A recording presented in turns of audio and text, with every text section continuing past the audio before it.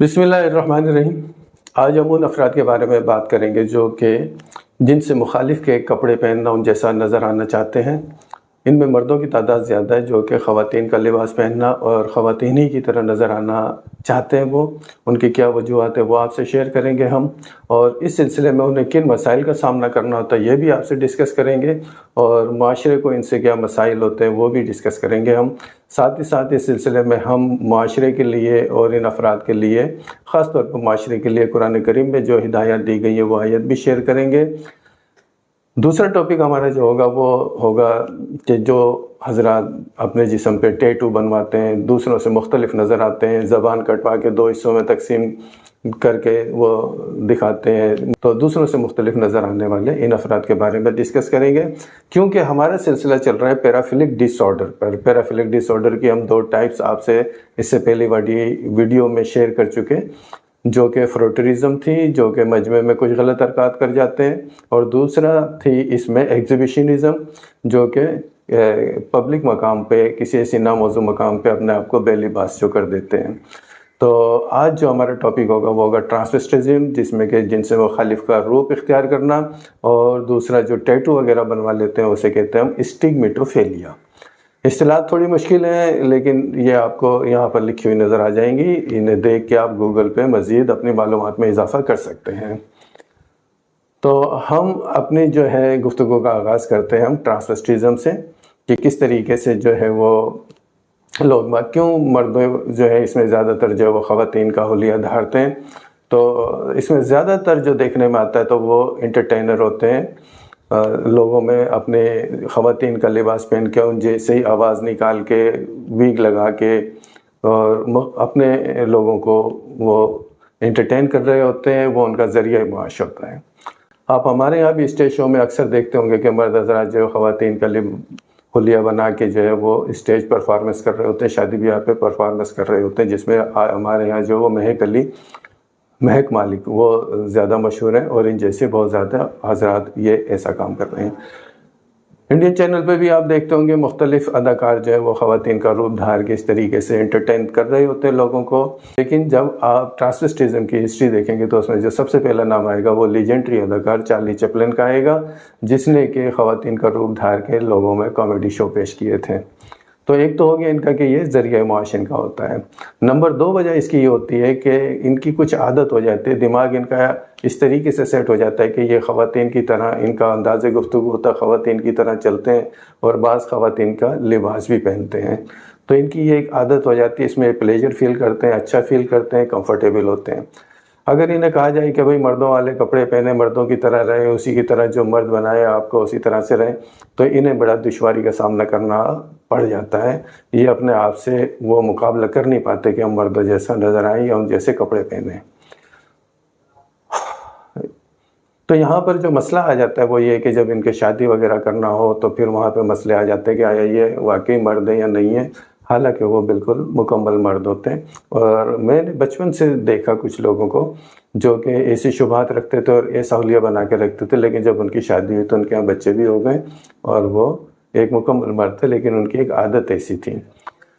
تو یہاں پہ جب انہیں کہا جاتا ہے، دوست بھی، گھر والے بھی، معاشرہ بھی ان سے پریشان ہوتا ہے کہ بھئی تم یہ کس طریقے کا حلیہ بنائے ہوئے ہو، تو کچھ مردوں والا بناؤ، تو معاشرے کو ان سے پریشانی ہوتی تھی، اور انہیں معاشرے سے پریشانی ہوتی ہے کہ وہ انہیں ایسا کیوں بولتے ہیں، وہ نہیں جدا کر سکتے ان چیزوں کو اپنے سے۔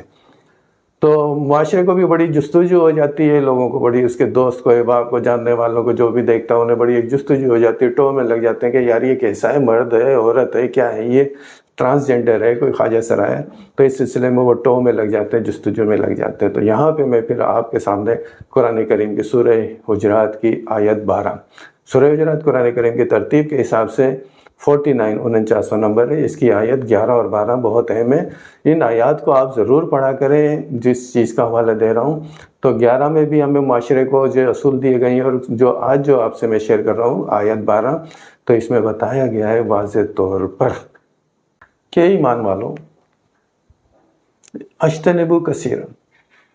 من الظن، بہت زیادہ ظن، بدگمانی رکھنا، کسی کے بارے میں غلط خیال اپنے دل میں قائم کر لینا،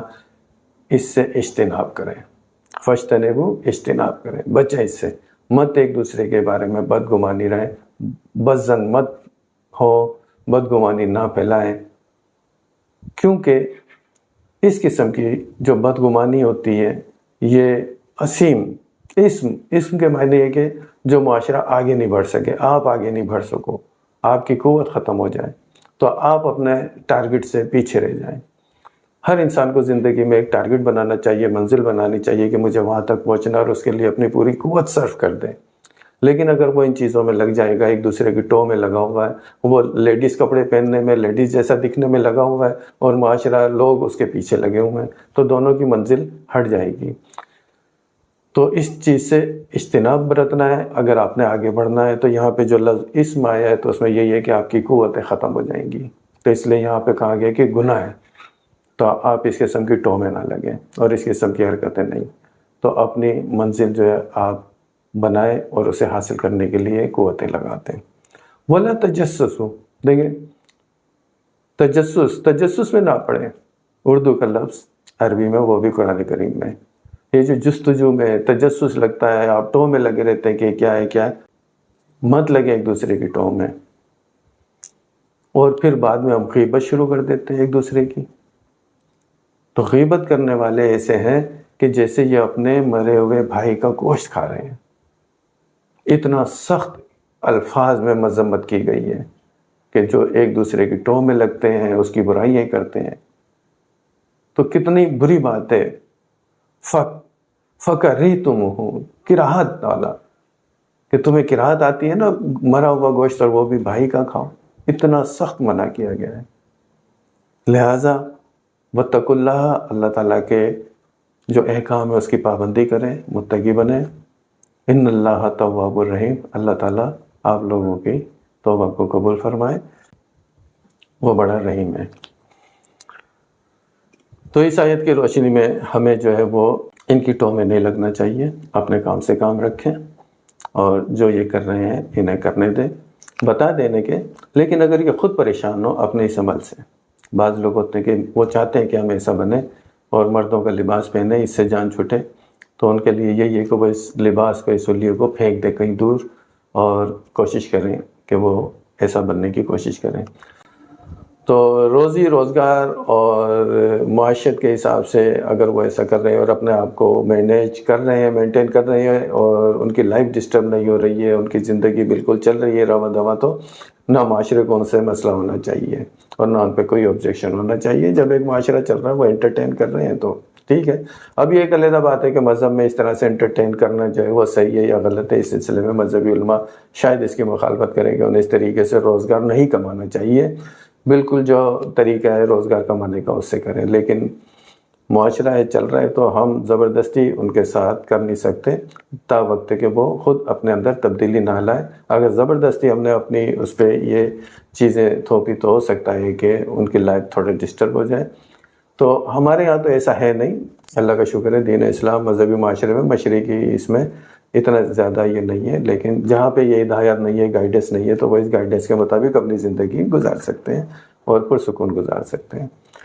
یہاں پہ آ کے بیماری اور مسئلہ اور نفسیاتی بیماری اس صورت میں آتی ہے کہ جب وہ جنسی خواہش کے ابھار کے لیے اور اس کی تسکین کے لیے ایسا حلیہ بناتا ہے، تو یہ انتہائی غلط بات ہے، یہ ایک جرم بھی ہے، اخلاقی جرم بھی ہے، اور یہ نفسیاتی بیماری بھی ہے کہ تو پھر اس کا مستقبل جو ہے وہ تھوڑا سا ڈارک ہو جاتا ہے، اس کا کوئی فیوچر اور کوئی منزل ہو تو اس طرف وہ رواں دواں بھی رہے۔ چونکہ یہ افراد معاشرے کے لیے بے ضرر ہوتے ہیں، اور بعض مرتبہ ایسے افراد معاشرے کے لیے فائدہ مند بھی ہوتے ہیں، تو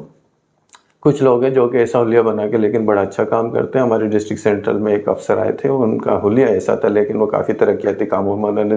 زیادہ دلچسپی لی، تو لوگوں نے اس کے حلیہ کو چھوڑ کے اور ان کے کام کی تعریف شروع کر دی تھی۔ تو اگر کوئی آگے بڑھ رہا ہے اور اس کی تھوڑی سی ایک یہ چیز ہے کہ وہ ان چیزوں کو لائک کرتا ہے، تو اس میں کوئی آبجیکشن والی بات معاشرتی حساب سے نہیں ہے۔ دین کے حساب سے، مذہب کے حساب سے جو ہے وہ مذہبی علماء اس سلسلے میں زیادہ بہتر رہنمائی آپ کو دے سکتے ہیں۔ تو جب یہ اس قسم کی بیماری ہوتی ہے کہ وہ اپنی جنسی خواہش کے ابھار کے لیے، اس کی تسکین کے لیے ایسا کر رہے ہیں، تو انہیں پھر نفسیاتی علاج کی ضرورت ہے، اپنے نفسیاتی ڈاکٹر سے ملیں اور اپنا علاج کرائیں۔ پہلے تو یہ معلوم ہو جائے انہیں کہ یہ واقعی ایک بیماری ہے اور یہ غیر فطری ہے، غیر اخلاقی ہے، جس سے کہ اس کی زندگی جو ہے وہ تباہ ہو جائے گی۔ تو یہ تھا آج ہمارا ٹاپک ٹرانسویسٹزم کے بارے میں، جو معلومات اور جو ابھی تک کی جو تجربہ اور جو مشاہدہ اور جو پڑھنے میں آیا وہ میں نے آپ سے شیئر کیا۔ اب ہمارا دوسرا ٹاپک شروع ہوتا ہے۔ دوسرا ٹاپک ہے اسٹگمیٹوفیبیا۔ اسٹگمیٹوفیلیا جو ہے یہ لفظ اسٹگما سے نکلا ہے۔ اسٹگما جو ہے وہ پرانے وقتوں میں جب کہ کوئی انسان کوئی غلط کام کر دیتا تھا، کوئی جرم کر لیتا تھا، معاشرے میں اس کو بالکل علیحدہ کر دیا جاتا تھا، وہ تنہائی کا شکار ہو جاتا تھا اور اسے کہتے تھے کہ اس نے یہ غلط کام کیا ہے۔ کلنک کا ٹیکا جسے کہتے ہیں نا، اگر آپ اسٹگما کے معنی دیکھیں گے تو وہاں پہ کلنک لکھا آئے گا۔ تو کوئی ایسا جرم ہو گیا، کوئی ایسا گناہ اسے سرزد ہو گیا تو معاشرہ اسے علیحدہ کر دیتا تھا۔ کچھ بیماریاں ایسی ہوتی ہیں ڈپریشن وغیرہ کی، اس میں بھی وہ اپنے آپ کو تنہائی محسوس کرتا ہے، لیکن معاشرے کی ذمہ داری ہوتی ہے کہ انہیں تنہا نہ ہونے دیں، انہیں اپنے ساتھ رکھے، پیار محبت خلوص اور جو کچھ ان کے حقوق ہے وہ انہیں دیتا رہے۔ تو اب اسٹگمیٹوفیلیا میں جو ہے وہ کچھ افراد جو ہے وہ